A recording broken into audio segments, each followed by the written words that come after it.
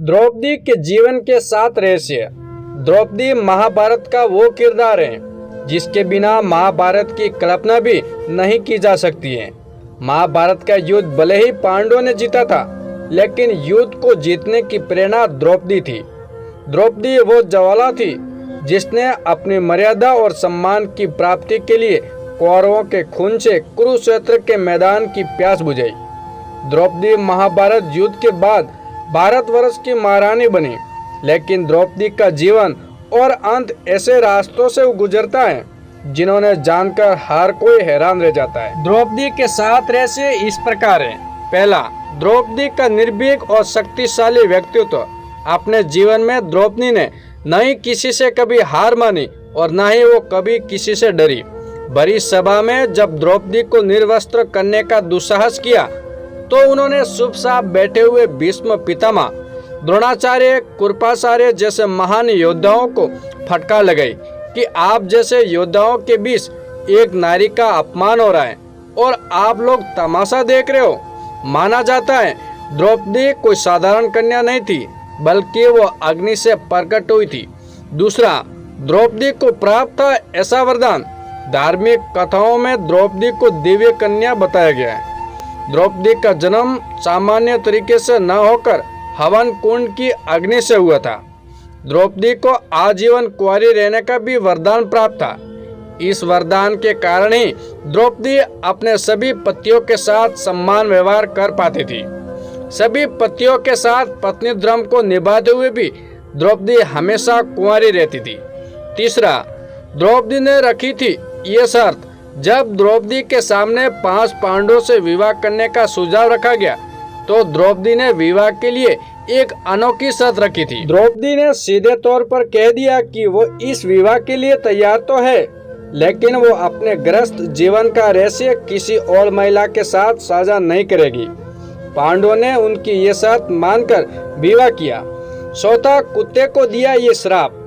विवाह के बाद सभी पांडवों में ये आपसी सहमति बनी थी कि एक समय में द्रौपदी के साथ एक ही पांडव समय गुजार सकता है। जब कोई पांडव द्रौपदी के साथ होता था तो संकेत के तौर पर कक्ष के बाहर अपनी शरण पादुका रख देता था।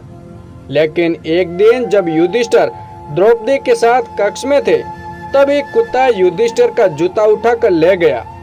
इतने में अर्जुन किसी कारणवश उस कक्ष में आ गए। सजा के तौर पर अर्जुन को वन में जाना पड़ा। द्रौपदी ने कुत्ते को श्राप दिया कि तुम खुले में संबंध बनाओगे और दुनिया तुम्हें देखेगी। 5वां रहस्य, भीम से था सबसे ज्यादा प्यार। द्रौपदी के 5 पति थे, लेकिन 5 में से भीम से द्रौपदी का विशेष लगाव था। इसकी एक खास वजह भी थी। भीम ही एकमात्र ऐसे थे जो द्रौपदी के साथ होने वाले अन्याय के खिलाफ सबसे पहले आवाज उठाते थे।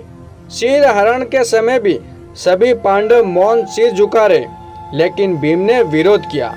दुशासन वध के लिए प्रतिज्ञा भी भीम ने ली थी और द्रौपदी के प्राण को भी पूरा भीम ने ही किया था। छठा, शरीर त्यागने से पहले द्रौपदी ने भीम से ऐसा कहा था।